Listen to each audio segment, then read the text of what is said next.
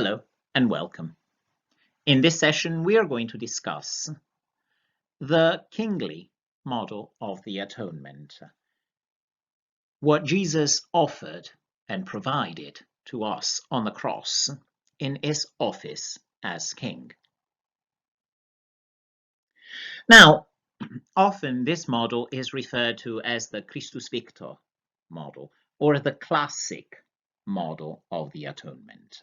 It really was popularized at the beginning of the 20th century by the Swedish bishop Gustav Aulén, who drew his insights from Irenaeus of Lyons, one of the early church theologians. So let's ask the first question. This is the kingly model of the atonement. So what does a king do? Well, that's a fairly straightforward question. A king definitely rules over certain people. He certainly tramples over enemies. He parades back in triumph, being honored and glorified. He legiferates, protects the poor, liberates. These are all offices associated with the role of the king. Now, this might be a very romantic understanding of what a king is. But when you ask the question, what does a king do? Generally, this is the kind of things that people have in mind.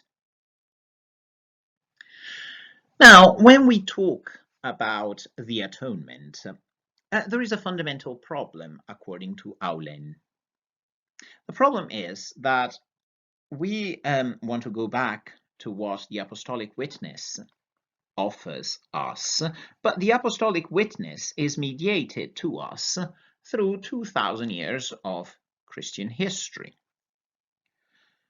So he writes, every interpretation of the atonement goes back to the New Testament texts and seeks to base itself upon them. So anything that you have heard throughout your life, perhaps from a pulpit, in a sermon, in a home group, in a parish course, you will have probably heard statements being made on the atonement, and then whoever was speaking tried to back it up with texts from scriptures, from the New Testament.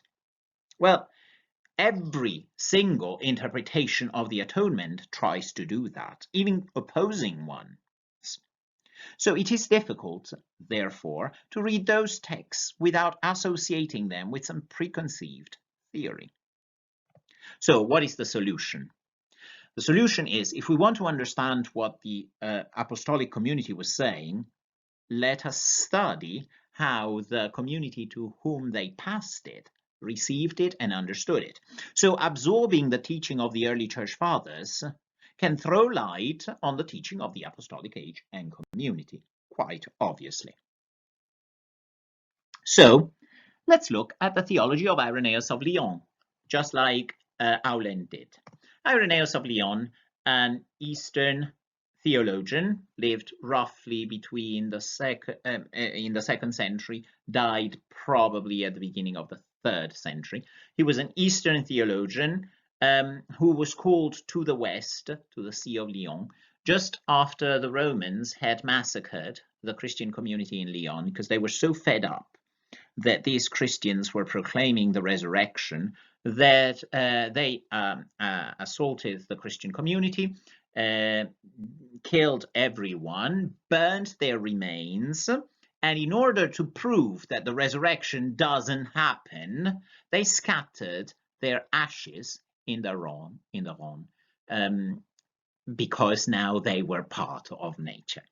You see, the Romans were saying there is no resurrection. So Irenaeus is called in, and the first thing he does is he preaches on the resurrection. He teaches the resurrection. He's the first writer in the church to set forth a fully thought out doctrine of the atonement, the death on the cross, the resurrection, and the redemption of us as humans in Christ. He starts from a fundamental question. Why did he descend? Now, you will find a few quotes that I'm placing here from Irenaeus' masterpiece, Adversus Hereses. which against the heresies. And the answer that he gives is the incarnation and the atonement stand in clear relation to one another. So why did he descend? It's not that when he became incarnate, dying for our sin was an afterthought. The incarnation is prior to our understanding of redemption. The incarnation is fundamental. He descends so that he may destroy sin. He might destroy sin, overcome wrath, and give life to man.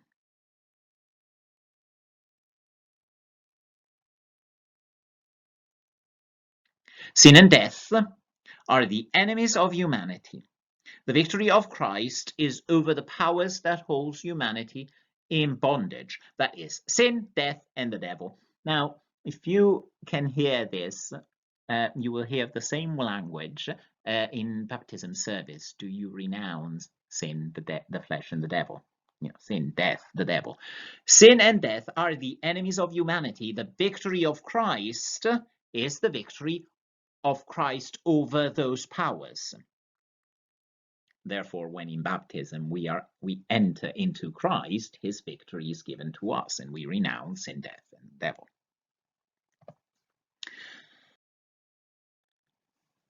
Now, what is the concept of sin?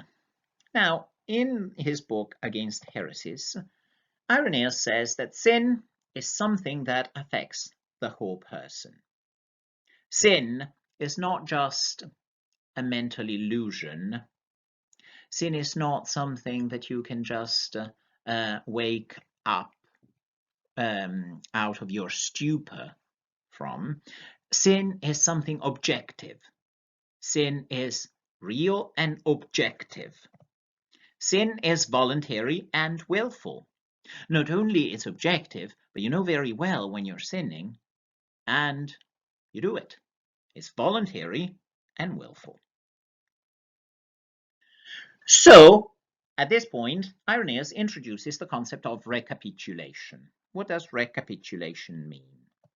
Recapitulation is the restoration of humanity.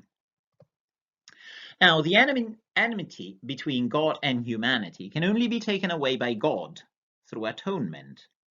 That is an act of reconciliation. Now, as he writes, he says, this enmity the Lord recapitulated in himself, being made man, born of a woman, and bruising the serpent's head. So sin and death are related. Now, when last time I taught this course, someone was really upset with me that Irenaeus had used the word recapitulation because to them it wasn't clear enough. What Irenaeus means by recapitulation is the sort of Lamarckian recapitulation, to use a term that might be better understood and which will come into use in the 17th and in the 18th century. That means Jesus follows again all the steps in which we have followed. So here on the top right, I put an image of a man that grows up. Born first as a baby, then starts crawling, becomes a toddler, becomes a child, grows into a teenager, and then he becomes a full adult. Exactly what Jesus does. He recapitulates in himself everything that we are. He's been made, he makes himself a little baby, born of a woman, so that he can redo our steps and bruise the serpent's head. Sin and death are related. Salvation is thus life, fellowship with God, partaking the life of God, a deliverance from sin.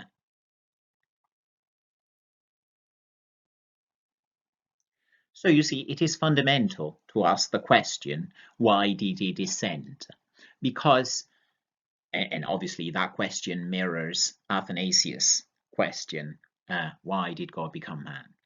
Because his incarnation and his redemption are fundamentally linked, just like sin and death are fundamentally linked. So Christ is the victor over the powers of sin, death, the devil, and he wins injustice. Now, the theme of Christus Victor over sin and death is very clear in Irenaeus, and he backs it up.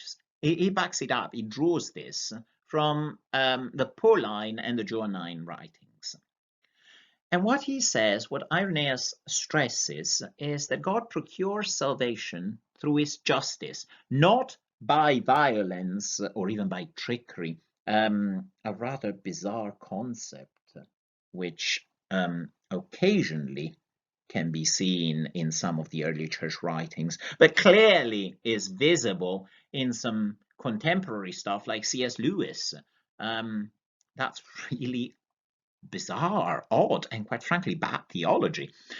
The salvation that God procures is not by violence, not by trickery, but by persuasion. Violence is Satan's method. Justice is God's method. The devil, you see, has no right or claim over humanity. He's a robber and a villain, and therefore God drives Satan out by justice and not by brute force, or as I said, by trickery. You think of The Lion, the Witch, and the Wardrobe. When Aslan sacrifices himself, he's actually paying a sort of price to the witch who actually has a claim. No, she doesn't. No, the devil doesn't have any claim. The devil has no right or claim. That's just bizarre and frankly bad theology. The devil has no right or claim over humanity. He's a robber and a villain, and therefore God drives Satan out by justice and nothing else, because justice is the method of. Therefore, let's go look at incarnation and the atonement. Incarnation, as we said, why did he descend?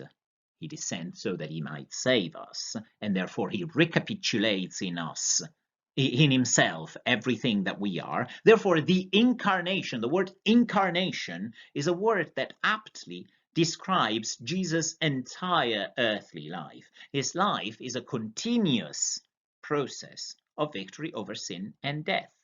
For example, the temptations. Imagine how important and powerful, even at a pastoral level, this is.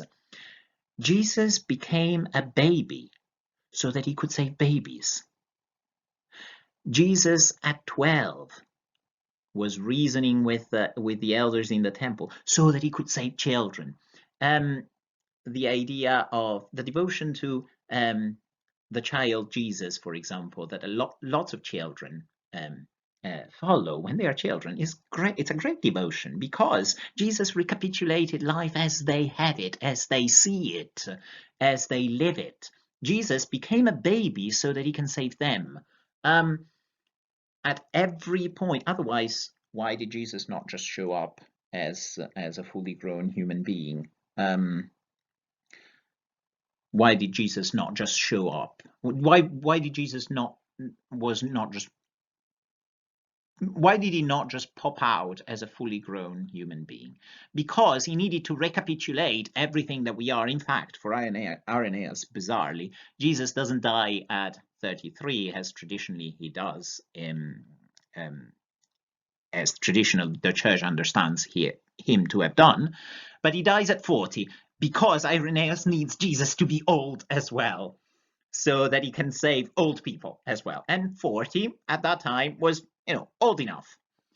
Obviously, Jesus as an adult saves all adults. But it's interesting that to Irenaeus, this point is so important that Jesus needs to be old as well in order to save old people as well. At every point, Jesus is living an incarnation. Incarnation is a word that describes the whole of Jesus' earthly ministry. His life is a continuous process of victory over sin and death at every single point. And therefore, every single action that Jesus takes is a pivotal moment in which salvation is coming to humanity. Salvation is coming. So at the temptations, the devil flies away from him, and then he goes and receives the Holy Spirit on behalf of humanity, and then he goes and preaches and teaches the kingdom to people, and then eventually he dies on the cross, and then he resurrects. So incarnation describes the entire earthly life of Jesus. Christ was not merely passive, but had an active part in accomplishing the work of salvation. Now, of course, he had a passive role in submitting to the power of evil, but he had an active role in the fact that God makes the sacrifice and that he is also the sacrifice offered. Therefore, Irenaeus concludes in Against Heresies, the resurrection is the manifestation of victory over the power of evil won on the cross. The resurrection is the beginning of the bestowal of the Spirit on all humanity. Now, in order to really understand that point well, I'd like to draw your attention over this icon. This is the icon of the Anastasis, that is the icon of the resurrection. As you can see here, this is the moment, this icon depicts the moment in which Jesus is bursting out of the tomb. Now, I hope you can see the pointer, and I'll try to point some things for you. Now, as you can see here, Jesus, the entire figure of Jesus, is held within this almond shape. This is the almond of the resurrection. The almond, or whenever you see an almond in Christian art, it always represents the resurrection. It comes out, some people think, of some Jewish tradition, according to which it resembles the shape of your coccyx. And by Jewish tradition, that was the only bone that could be saved when your body was destroyed or burnt. And so that was the bone that God would pick up in order to refashion you on the last day. So whenever you see this almond shape, this coccyx shape, then that's a symbol of the resurrection. So Jesus' body is entirely framed within this almond of the resurrection. And he is standing over the tomb that was rolled over. And this tomb is trampling over two doors. Now, these are the gates of hell. Sometimes in similar icons of the Anastasis, they're even shaped as a cross in order to underline the point even further. The gates of hell have been smashed. And in fact, if you can see underneath here, all these bits and pieces that you can see here, these are bits and pieces of smashed hell. These are instruments of torture, nails, keys to hold people locked up, bits and pieces of smashed hell, and Satan underneath here, tied up, bound, and defeated. Hell is smashed, Satan is defeated, the tombs are open, and here Jesus is drawing out and liberating Adam and Eve. Eve, important, Eve is present in this scene. Adam and Eve are taken out of hell. Adam and Eve, representing the whole of humanity, taken out of hell. Here on this side, you will see David and Solomon and John the Baptist. This is the Old Testament. Everything that happened before Jesus, so the kings of the Old Testament, until John the Baptist, the last of the great prophets that came before Jesus. And look on this side. It's a deacon. This is the church. The church comes after and preaches this destruction and bursting out of the tomb. Hell is smashed. Hell is destroyed. Satan is bound and defeated. And Adam and Eve are being taken into the almond of the resurrection. This entire icon has an upward movement. Adam and Eve are taken out into the resurrection, into the life of God. So let's sum up what we have said so far. The atonement is depicted in the dramatic terms of a conflict with the powers of evil, with the resulting triumph of God.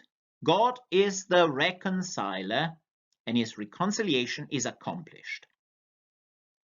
His enmity is taken away. God destroys the power of evil, and he reconciles, and the enmity is the strength of the classical model. Let's see what this model can help us understand the atonement with?